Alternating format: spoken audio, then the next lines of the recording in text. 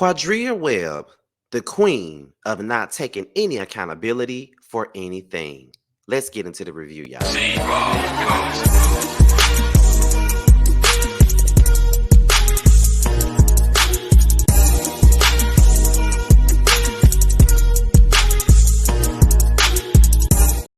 And what's going on, you guys? It's be your boy Scotty by Nature TV, and we're here for a brand new review of Married to Medicine Season 10, Episode 5. What's going on, y'all? I hope you guys are having a wonderful Monday, and I intend on doing the exact same. Y'all, I'm up early in the morning doing this review before I get up and go to work, honey. I'm up here getting to business, baby, all right?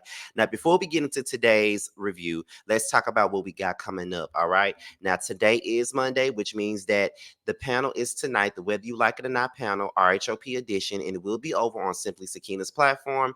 And Busy Blue will be our guest again for tonight.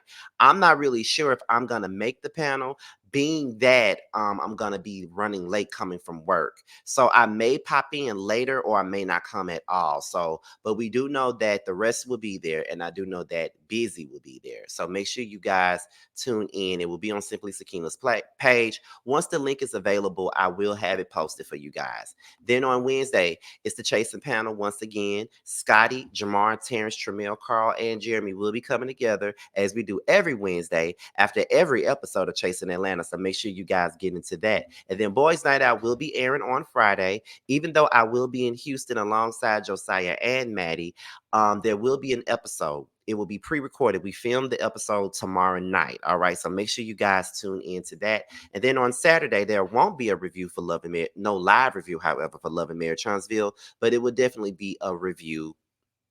Period. All right. So make sure you guys get into that. So with that being said, you guys, it's pretty much all that we got coming up for the church announcements. So let's just go ahead and get into the mess. Now we're gonna start this thing off with Quad and Phaedra.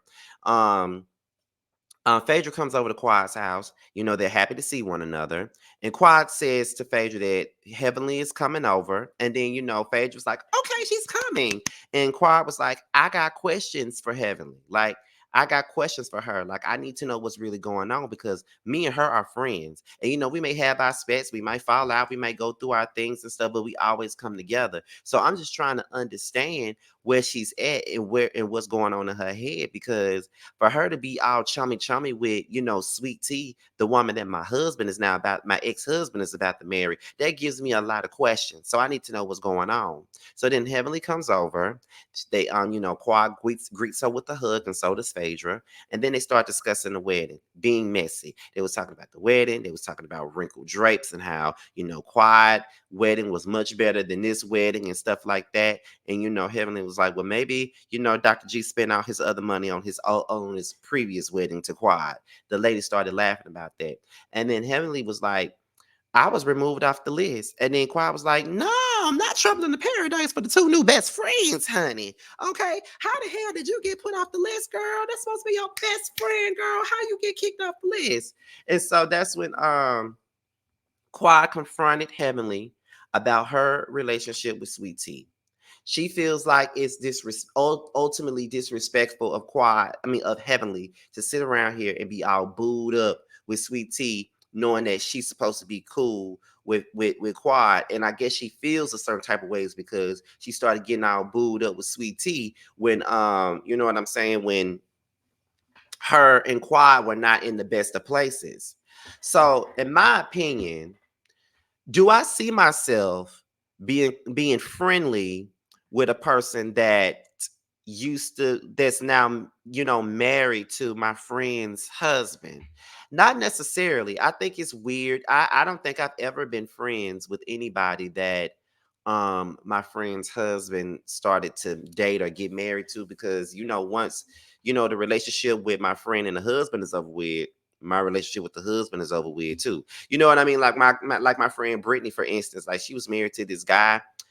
They were married for about 2 years, and me and the guy had like a decent relationship. Like he was always calling me his brother and stuff. You know, the brotherhood was pretty much over. But if I see him anywhere, we speak to each other. You know what I mean? It's still all love, but we don't have that whole you my brother, I'm your brother type of relationship anymore. It's just, you used to be married to my friend. But what's up, dog? What's going on? I hope you've been doing good.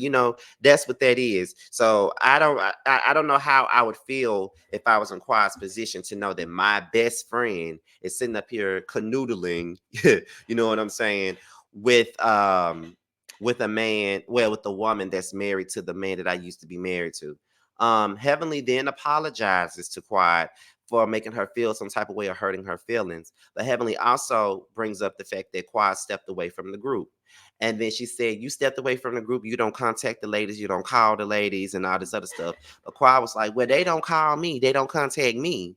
And then I'm looking at this situation and I'm like, the thing about Quad is that Quad never owns nothing.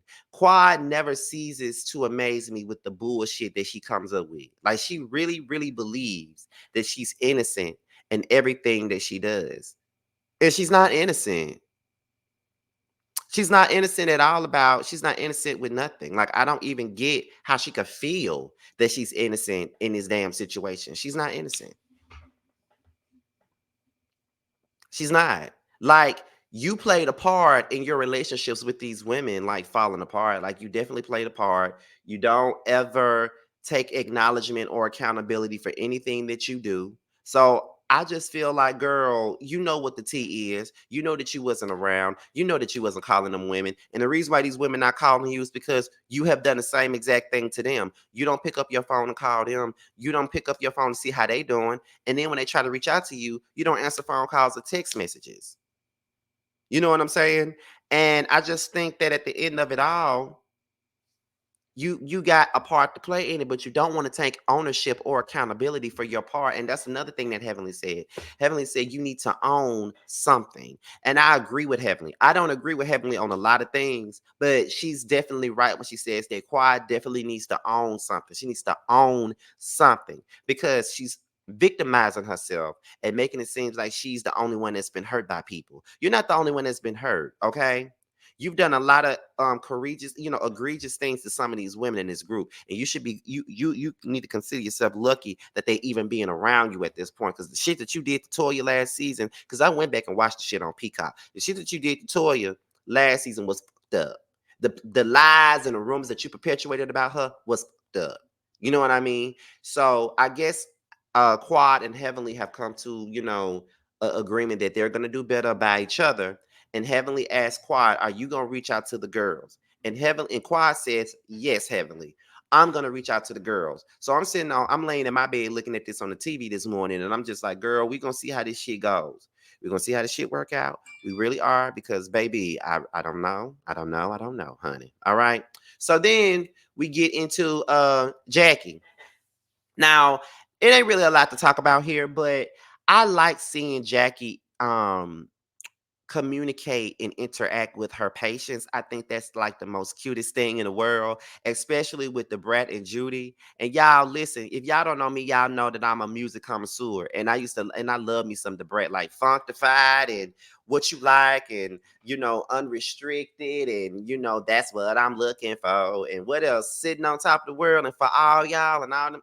Girl, I love me some Brat. So to see her be pregnant and see her glow, it's amazing. Like, I love the Brat. I don't, know too much about Judy, but I love the Brat, and I love how Dr. Jackie be getting on her ass. But I also love how how Judy, I said Dr. Judy, how Judy be snitching on the Brat every time they go to an appointment with Dr. Jackie. It's so damn funny to me. Oh my god. Anyway, so Simone and Cecil, okay, they're coming together and they're looking at old photos of them and the kids, and it's so crazy to me. One thing about Married to Medicine is that the stories are real and the issues are real, and it's not really fabricated. It's all real. These women have real friendships, they have real relationships, they have a real history, and that's why it works. And they know how to pick it up and bring it back. And then, all the issues that be going on with the marriages or challenges that the marriages be having, it's all real challenges. It's nothing that I wrote in the book. You know what I'm saying? It's nothing like that. So I do appreciate the fact that, they showing us real life stuff, real shit. You feel me? So Simone wants Cecil to have her back when it comes down to the boys. Cecil agrees that he is a little bit more lenient when it comes down to the kids. Like he's kind of more laid back with the decision making when it comes down to the kids. But when it comes down to Simone, Simone is more so driven, and she's about her stuff. Like when she set her mind to doing something, she gonna get it done. That's just the type of person that is. She gonna get it done. She gonna get it set. She already got her mind on it. We gonna get this right. We gonna get this shit together. Okay, that's what we gonna do. We gonna get it together. So I feel her because to be honest, I'm really the same way. And sometimes I drive myself into a damn brick wall sometimes because I'm so damn driven and I know that I got a deadline or I know I want to do this by this point in time and I'm gonna work my ass off to do it by this time so I can get what I need. Like I get it. I understand, honey. Like that is something that I get wholeheartedly. So yes, Simone, be driven. But I'm also someone that understands where Cecil is coming from. Because when it comes down to my baby brother, I'm a little bit more lenient. Like I tell my brother what he needs to hear, but I'm also a little bit more lenient. Like if he ever needs anything from me and I got it, baby, he's going to get it. There is nothing that nobody can tell me. I don't give a fuck what nobody says. Oh, Scotty, you need to stop babying him. I ain't babying that nigga. But I know if he's in need of something, I'm gonna give it to him. That is my baby. Okay. So it doesn't matter. Like that's how I feel about my brother. Like he's gonna get whatever. You better be glad that I'm not like rich and famous because that one right there, he could get whatever he wants. He would be able to get whatever he wants whenever the fuck he needs it because that's my fucking brother. Period. But anyway, she said that she needs for Miles to graduate, and she needs for them to be on the same page, and that's it. Like she says that the agreement is they're gonna foot the bill for a year while Miles is still in school. They're gonna get them an apartment, but after that year's over with, they're gonna have to fend for themselves. They need to get a job. Okay, that's fair. That's fair. But Cecil still sees them as his little baby boy, so that's why he doing the stuff that he doing. But she's not having it. Phaedra. She's throwing an event with Quad. Okay, she's throwing an event with Quad. She's trying to get the girls together in a sense, and she's all melodramatic with these damn black suits, looking like she in total. Looking like she's every bit a part of the Can't You See video. Can't you see what you do to me? Our love was meant to be. You were made for me. Like that's what she's giving them all them invitations and shit, giving her butlers the go to giving to them, and everybody looking like it's crazy. But they already knew that the shit was creepy from the moment she started giving them damn invitations. She knew that shit was. Everybody knew that this shit was motherfucking creepy. Period. Everybody knew that. Like period. So yeah, absolutely not. So Sweet Tea, Toya, and Simone. I think Simone, not Simone, I think Toya came up with this shot party or something like that. I forget what this shot party is about. But they're talking to Sweet Tea about her honeymoon. And they asked, did you and Dr. G have sex when the first day of your honeymoon? And I was like, ooh, I don't want to hear about them having sex. But she said that her cycle came on from the moment that they went on a honeymoon and that it keeps coming on. And Simone was like, that's not good. That's called irregular. Like that's not good for it to be coming on. And she says it's especially when you're trying to have a baby, it's not good to be stressed. And I think that's what was going on with I guess that's what's going on with Sweet Tea. She's stressing out and it's causing spotting and for her cycle to come on irregularly. And y'all know I don't know nothing about cycles because I'm not a woman, but that's basically what it is. Um, they talked about getting an event for Phaedra's event. I mean, getting an invite to Phaedra's event. Sweet Tea says she didn't get no invite, and Toya says that I believe that I believe that you didn't get no invite because Quad is probably going to be there, and I'm guessing she don't want you to feel uncomfortable around Quad. And then I think Simone asked Toya, so would you be willing to have a conversation with Quad? Toya said that she ain't willing to have no conversation with Quad. It's this. There's really no need to have no conversation with Quad. And so like I understand it. Honestly, I understand why Toya don't want to have no conversation with Quad. There's really no need to have no conversation with Quad, to be honest. It's really not, because Quad did the most last season. Like she really took it to a whole nother level. So now I won't have no conversation with ass either. So Phaedra, I mean, everybody's on their way to the party. Everybody's on their way to the party. And I think it's Dr. Heavenly, Dr. Alicia, and Jackie. They start talking about Quad. And then as they're talking about Quad, Dr. Alicia was like, well, it's so crazy how Quad is not a part of, is not in this group, but everybody's talking about her. And then that's what Dr. Jackie said. Well, for we've been talking to Quad for over 10 years, so we can't help but talk about her. And then that's when Toya Simone, Toya and Simone discuss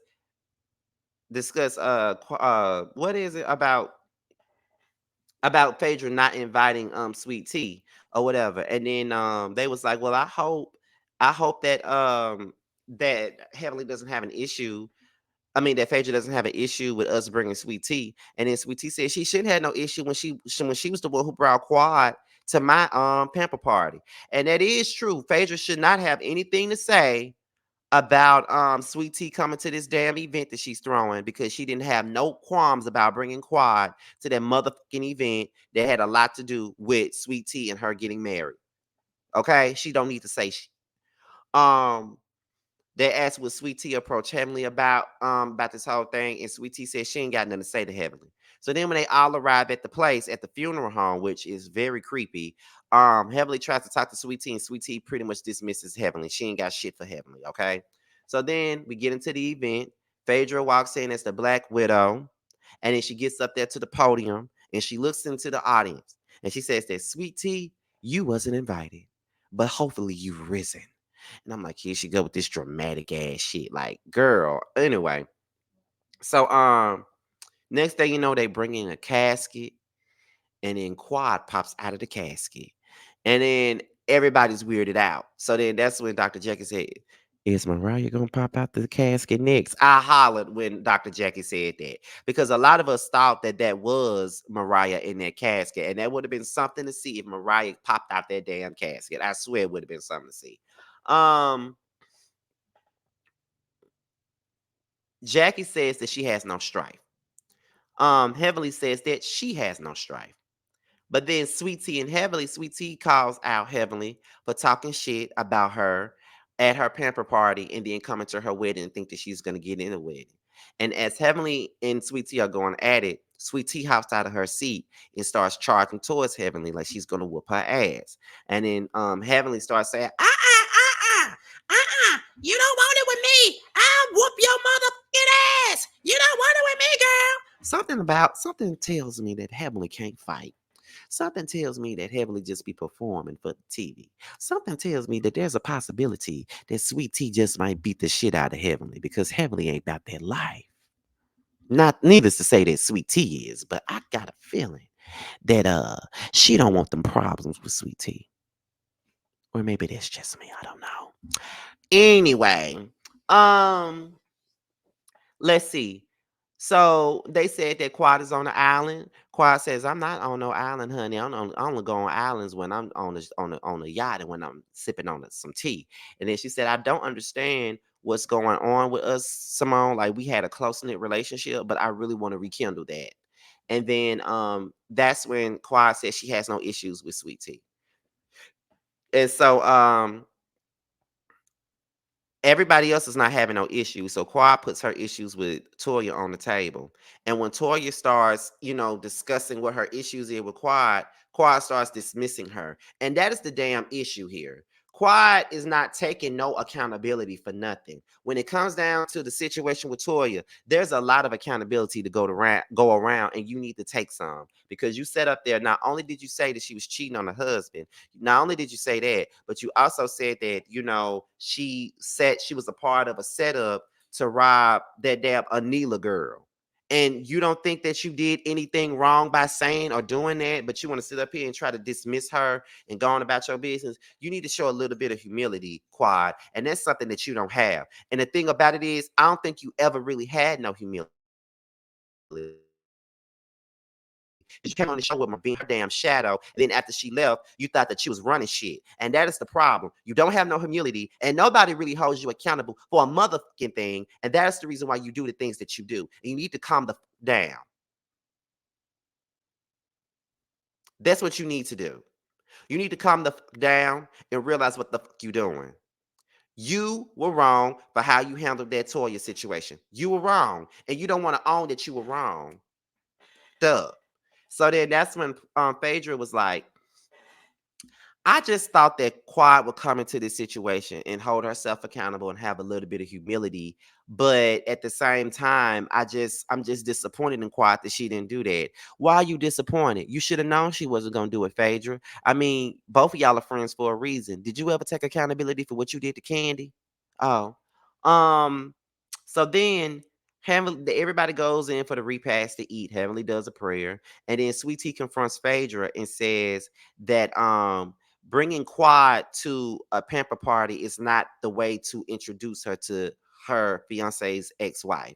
And I agree, it wasn't. It was messy as for Phaedra to do that. And then she said, but the difference is you and Quad don't have no problems. But Phaedra, at the same time, this is a pamper party for her wedding. Why would she want to be in the comfort of her new husband's ex-wife at her pamper party? Like, girl, shut up, Phaedra. Anyway, Toya calls out Quad for being malicious towards her. Like, and she was malicious. She said that she called them thieves. She said that she was sleeping with her neighbor. And then Quad said, but you was out here saying that I was sleeping with my contractor. And then Toya said, I never said that. And then Quad said, yes, you did. Yes, you did. You said it to her. You said it to her. You said it to her. You said it to her. And then she started pointing her finger this direction, but her fingers was close to Toya. And then Toya grabbed her hand, and then Quad said, don't touch me. Don't touch me. Don't touch me. Girl, you knew damn well by you putting your hands that close to Toya, you knew that Toya was not going to be here for that. You know that Toya is a physical girl. And you know that she's going to put hands on you. So you need to watch your hands, girl. Toya says that Quad thinks that she's above everybody. She thinks that everybody is below her, and she's not that girl, and she's not going to be dealing with that bullshit. And once again, Quad took no accountability. And that's just where it comes down to. And that's one of those things that everybody used to tell me, because I used to be a Quad supporter. Like, I used to go up for Quad. But Quad does not take accountability for nothing. She don't. She's always right. Everybody else is always doing her wrong. Then she gonna say that, well, I want to address the issues with you guys. I want to address the things that y'all done to me. And then here go Jackie. Oh, here we go with Quad. She about to tell us what we did to her, you know. And then Toya was like, here go Quad, playing a victim once again. Okay. And that's pretty much it. So, y'all, that was my review on Married to Medicine. Once again, Married to Medicine won the night. Okay. So that's about it. So before we get up out of here, we got to pay a little bit of bills right now. Now, before we go, make sure you guys support Tramel. He has a brand new single out called Long Days. Is available everywhere. So make sure you guys pick it up. And then Bando has a new record out called Bando's Dream. It's now available on Spotify, Apple Music, and YouTube. And also he has another new song out called DUI. It's available everywhere now. So with that being said, this be your boy Scotty by Nature TV. Be sure to like, rate, comment, subscribe, share this video, and also click on the notification bell so you could be notified whenever a video drops. And if you want to follow me on any form of social media, my Twitter, my Instagram, and my TikTok will be down below. With that being said, you guys, your boys up out here, and I will see you guys on the next video. Bye, y'all.